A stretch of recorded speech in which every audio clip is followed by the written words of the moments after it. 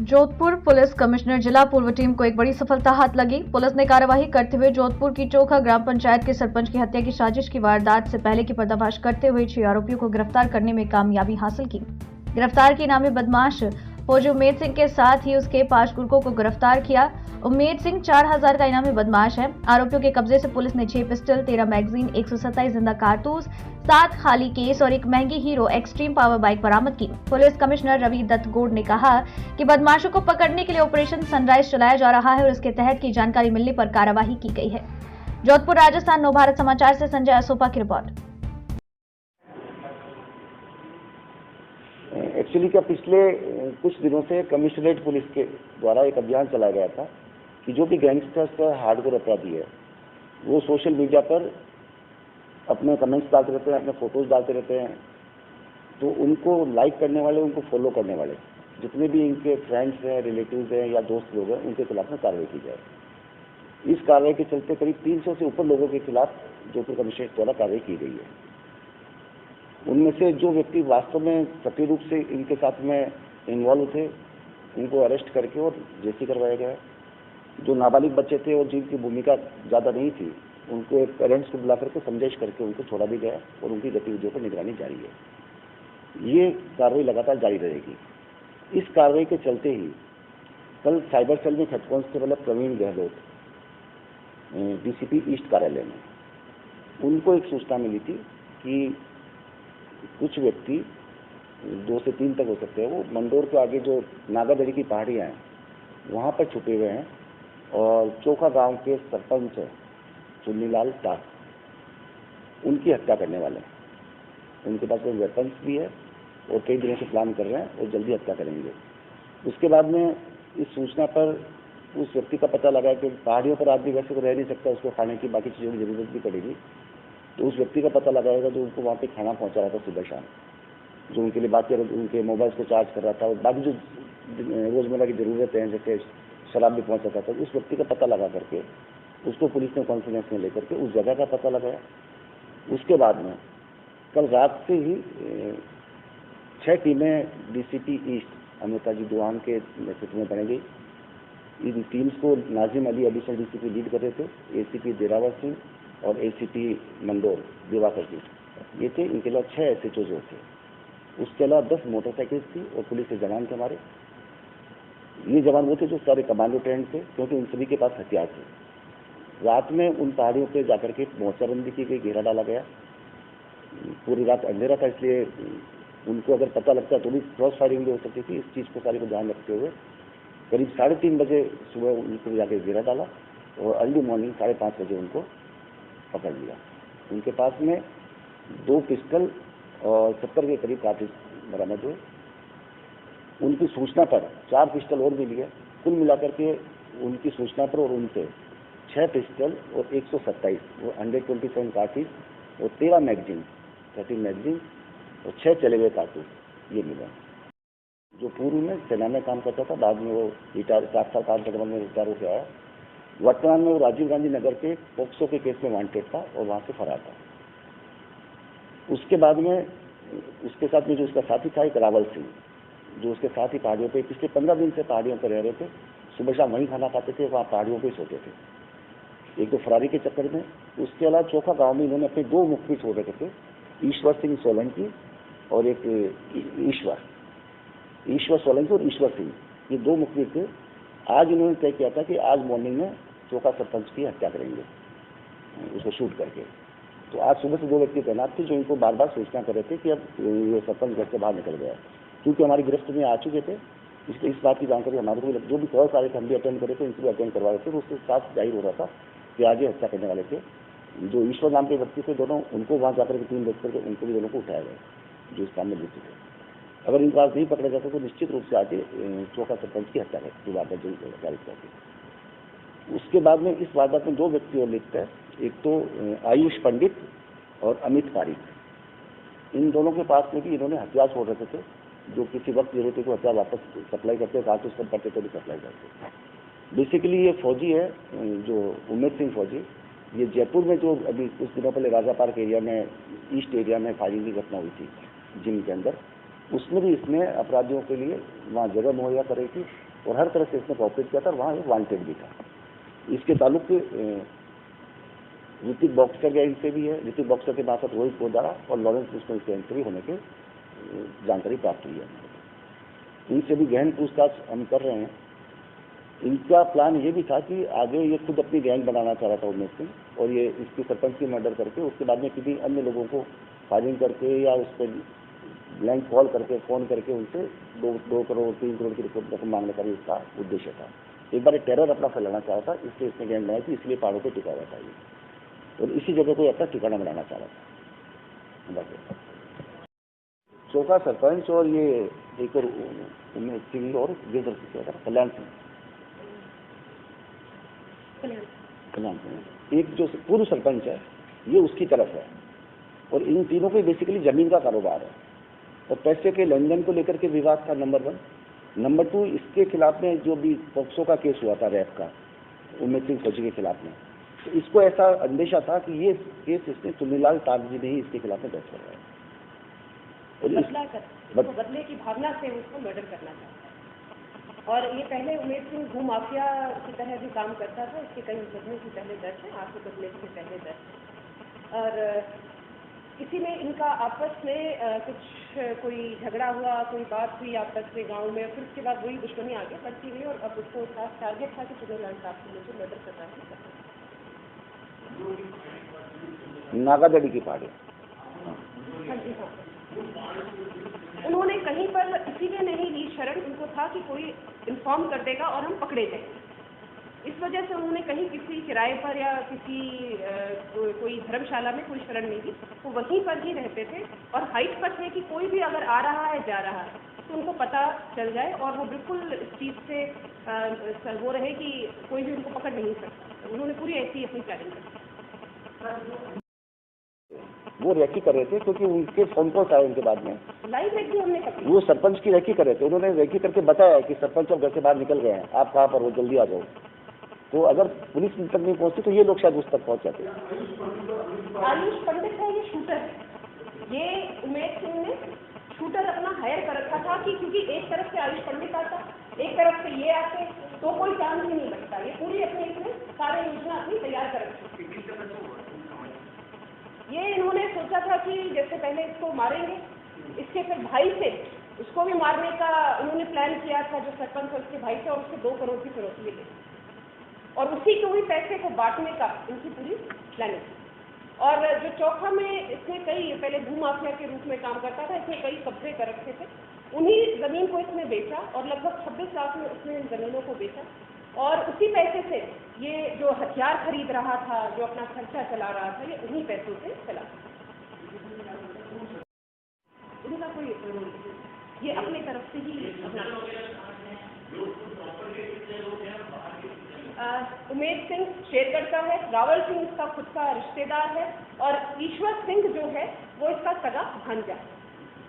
और इसके अलावा ईश्वर सोलंकी जो है वो PS प्रतापगढ़, ये भी लोकल है। और अमित पारीक है, वो चौपासी हाउसिंग बोर्ड में रहता है। और आयुष पंडित जो शूटर है वो माता का था। ये रावल सिंह जी लड़का नया 21 साल का है और ये आर्मी की जो अपनी भर्ती की तैयारी कर रहा था, तब इन लोगों इनका से संपर्क किया होगा उमेश सिंह ने रावल सिंह। एक ही गाँव के हैं, शेरगढ़ के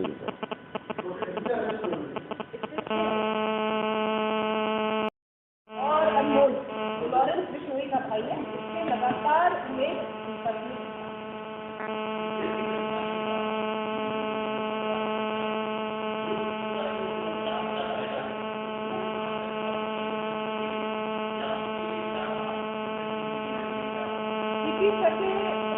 में हम लगातार इस पे संजीवी कार्रवाई देखो हुई है। हमारा अब हम अपना मुख्य तंत्र उसमें चलाया, जिस हिसाब से हम प्रोएक्टिव पुलिसिंग कर रहे हैं, जिसमें कि फॉलोअर्स सोशल मीडिया पे उनका हम उनके विरुद्ध कार्रवाई कर रहे हैं, सर्च कर रहे हैं। उसके अलावा जो अगर सोशल मीडिया पर किसी ने हथियार दिखाए हैं तो उनके विरुद्ध भी हम उनको भी चिन्हित करके उनके विरुद्ध भी कार्रवाई कर रहे हैं। अब इसमें हमने जो धाराएं लगाई है इस केस में, वो हमने मतलब जैसे संगठित अपराधियों की 3/25 के साथ संगठित अपराध की जो हमने धाराएं लगाई है इसके साथ 8, और इसके अलावा हमने 115 116 धारा भी लगाई करवाइए ताकि बिल्कुल उनके ऊपर अधिकारी को हम अपना शिकंजा कस सकें। इसमें कोई भी ढिलाई किसी तरह की नहीं, अगर कोई भी महत्वपूर्ण सूचना इस तरह से जैसे भीड़ से हमें मिली कि वहाँ पर कोई ऐसे लोग संदिग्ध है, तो ऐसे ही हमारे जनता, आम जनता जो है वो हमारी ताकत है और वो हमें कोई भी इस तरह की सूचना देगी तो हम तुरंत अपनी कार्रवाई करेंगे। नहीं, अभी वो अभी हवाई वो बात नहीं, अभी आज तो इसने मर्डर करना था, उसके बाद में भविष्य की प्लानिंग में बता रहा है कि उसके बाद में लोगों को धमका करके उनसे करोड़ 2 करोड़ की फिरौती मांगता है, अपना टेरर फैला करके।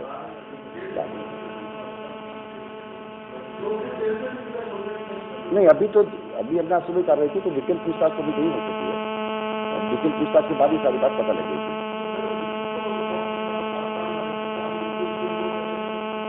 नहीं, वो उनका संपर्क है उससे, इस घटना से उनका कोई ताल्लुक अभी तक तो सामने नहीं आया। अच्छा सर, एमपी से लेके आए, एमपी से लेके आए, बड़े अच्छे से सोफिस्टिकेटेड बिल्कुल है।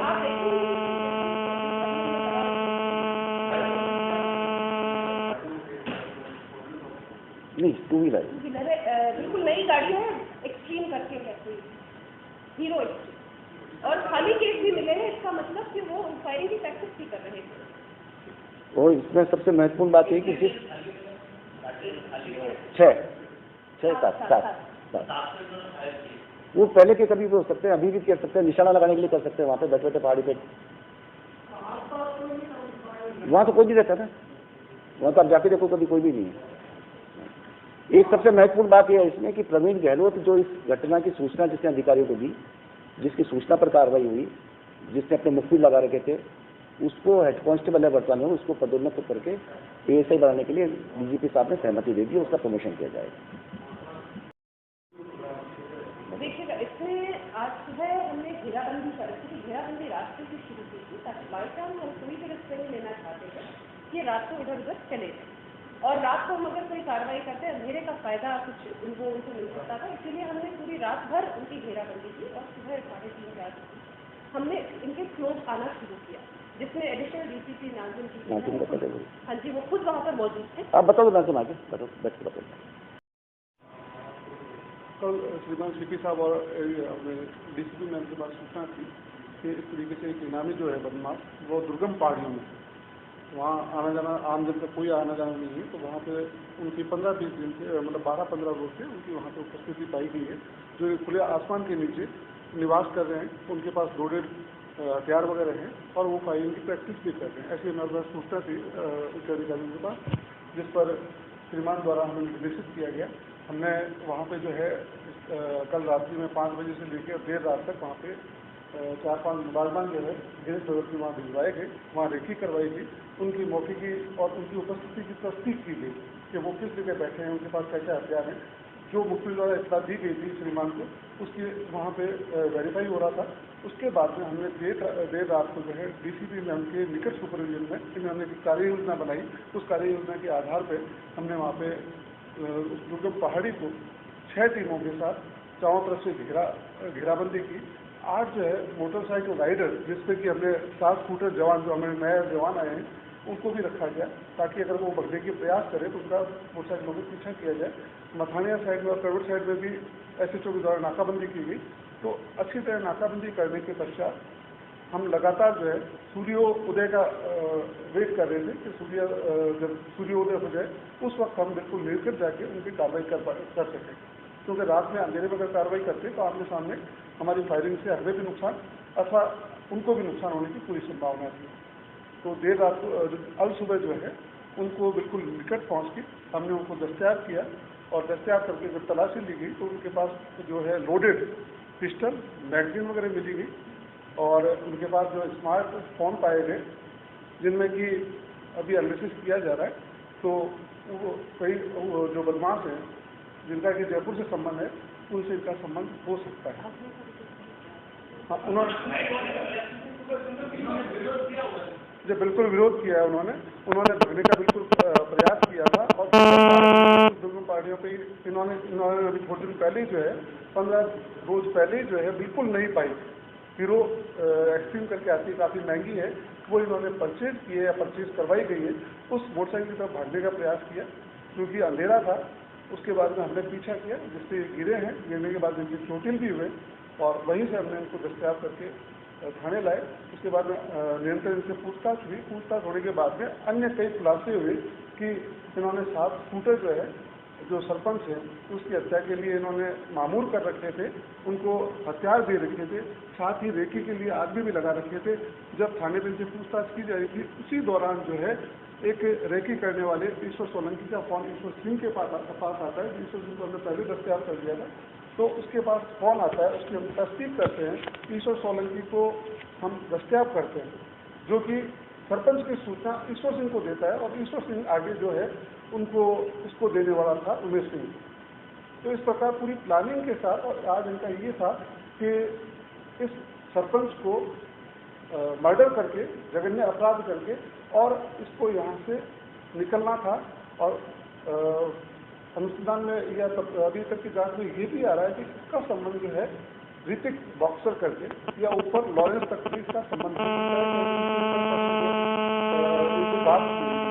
ने हमें बताया है कि इसका यहाँ से घटना करने के बाद में ऋतिक बॉक्सर की फर्म में जाने का प्लान था। इनके साथ बहुत महत्वपूर्ण भूमिका रही है। एक तो एसीपी मंडोर की रही है राजेंद्र प्रसाद दिवाकर, देरावर सिंह जी की रही है एसीपी ईस्ट, एसएचओ उदय मंदिर, लेखराज सियाग, एसएचओ बनाड़, एसएचओ मथानिया और एसएचओ करवट। इनकी उल्लेखनीय भूमिका रही है, जिन्होंने रात भर जब करके वहाँ पे घेराबंदी की, अल्टीमेटली इनको पकड़ने में कामयाब है। अभी ज़्यादा नजदीक नहीं। ये अनुसंधान करके अगर उनके पास होगा तो ये जरूर से जरूर हम कोशिश करेंगे। ये खुद जाकर मध्य प्रदेश में जो अब तक आया है, वो खुद मध्य प्रदेश में जाकर उमेश सिंह, रावल सिंह और ये जो है शार्प शूटर है आयुष पंडित, ये जाकर और ये खुद उधर से खरीद कर वहीं से लेके 2 लाख रुपए में 3 हथियार लाए, ये पता नहीं आइडिया नहीं। सरनेम पंडित अब जाति पूछी नहीं हमने। मौके पे वे 2 लोग मिले और उनकी निरंतर पूछताछ में आगे की निरंतर एक चैन बनती गई। शार्प शूटर को हमने गांव से उठा था, उसको माता का था इलाका वहीं से लिया होगा उनकी सूचना